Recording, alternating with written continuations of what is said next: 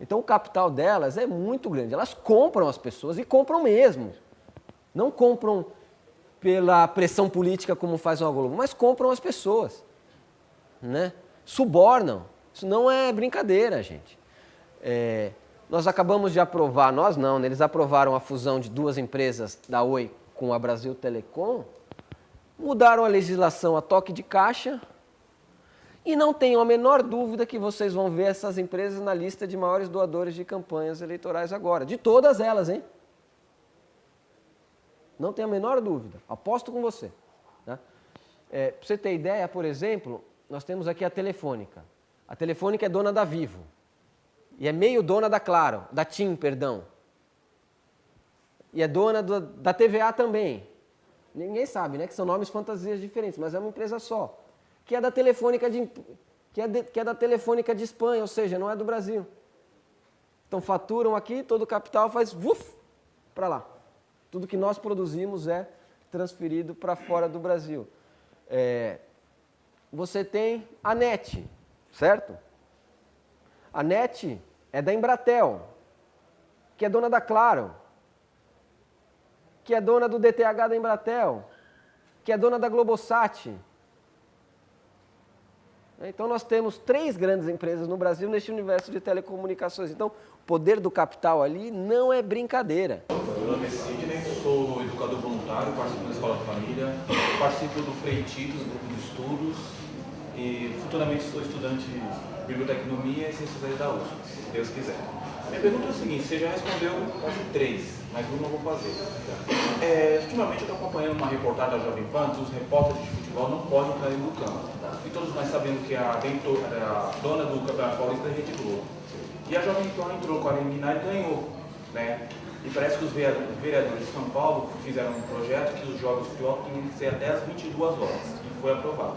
O nosso estimado prefeito Gilberto Kassab, uma reportagem da Jovem Pan que eu ouvi, disse que o prefeito tem que ter postura de coragem. Ele não teve coragem de aprovar esse projeto de lei que os jogos de futebol têm que ter até às 22 horas. Minha pergunta é o seguinte, onde está o respeito ao torcedor, né, e ao estádio, no meio de comunicação, uma emissora controla o futebol, que é uma coisa popular no Brasil, e isso o senhor está acompanhando essa atitude de barrar os repórteres de campo, que não pode falar com os jogadores. Eu queria saber o comentário do senhor. Essa questão dos repórteres eu assumo que não estou acompanhando, tá? De perto. O que eu sei são só essas manchetes que você acabou de dar. Mas tem a ver exatamente com o poder da Globo, né? Então só ela pode entrar em campo. Só que quem compra os direitos é a Rede Globo de televisão. Só que os repórteres da Rádio Globo e da CBN, que também é da Globo, acabam podendo entrar por tabela, né? Quem não pode entrar são as outras emissoras. Mas essa questão do futebol ela é bastante simbólica também do que é o Brasil, né?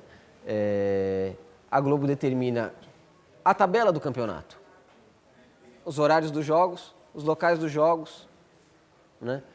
E a própria dinâmica do campeonato, se é pontos corridos, se é não sei o quê.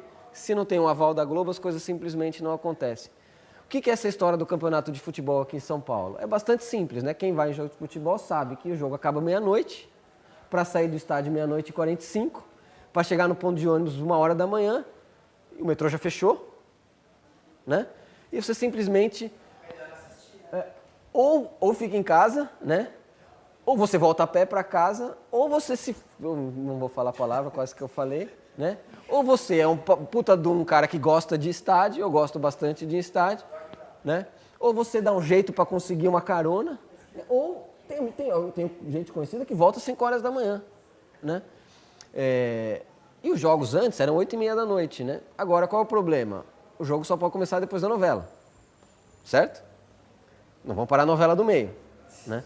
Então, é um problema, né? O que vale mais? O direito da emissora em comprar o campeonato ou o direito do torcedor de ir ao estádio? Tem prevalecido o poder político da Globo, assim como em vários outros temas, né?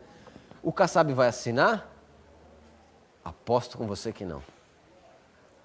A Câmara aprovou, mas precisa da sanção do prefeito, assim como qualquer lei, né? Não vai. não terá esta coragem, até porque eles têm laços políticos bastante fortes, né? É um grande partido da direita no Brasil, sendo bastante franco com vocês. É um grande partido político. Eles fazem parte do mesmo partido político. Fizesse um comentário a respeito da primeira Conferência Nacional de Comunicação, em dezembro do ano passado. 3 meses depois ocorreu um encontro organizado pelo Instituto Milênio, que reuniu as figuras da mídia, e você, como jornalista, comentasse sobre 2 termos. PIB, cunhado pelo Fernando Ferro, partido da imprensa golpista, e o que o Nassif usa, o jornalismo de esquerda. Não sei se todo mundo está sabendo, gente, nós tivemos agora a primeira Conferência Nacional de Comunicação.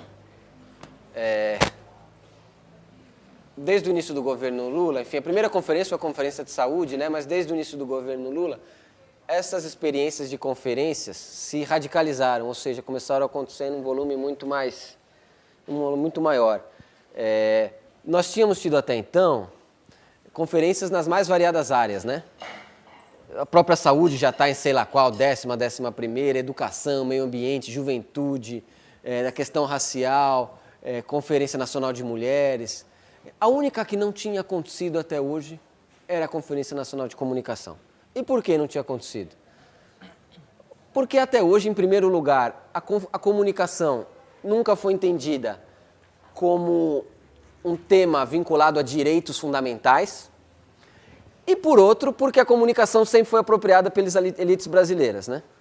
Então, criou-se um movimento para reivindicar a realização da primeira conferência, ou seja, um momento de reunião do conjunto da sociedade para apontar caminhos para as políticas públicas da área, né? Então, houve uma pressão muito grande, né, no governo. O governo topou fazer a primeira conferência de comunicação, porque estava no último ano de governo, né? Sabia que o que saísse dali ele não precisava implementar, sabia que não era também algo objetivo que ele precisava fazer, era só uma conferência. Então ele topou. De tudo que ele poderia topar, era o que ia dar menos trabalho para ele. Sendo bastante franco. Tivemos a primeira conferência, foi uma conferência bastante problemática, né? Nós tivemos 1/3 da conferência dominado pelos empresários, 1/3 pelo governo, e a sociedade civil, que normalmente é a maioria nas conferências, teve só 1/3, né? Ou seja, ela foi muito problemática, mas mesmo assim foi uma grande vitória nós termos um momento de debate sobre este tema. Tá? Nada mais do que isso. Ela foi mais um elemento, ela não é um ponto de virada, na minha modesta opinião. Não significa que agora vamos partir para a revolução nas comunicações, nada disso. Ela foi simplesmente mais um momento no avanço da luta pelo direito à comunicação. O Instituto Millennium, que é um evento que a maioria não deve estar sabendo, foi a conferência dos meios de comunicação, né? A conferência da direita, onde eles reuniram uma série de notáveis do lado deles para dizer que a liberdade no Brasil, a liberdade de expressão no Brasil estava em risco, que o governo queria controlar os meios de comunicação. O que é uma puta de uma bobagem, né?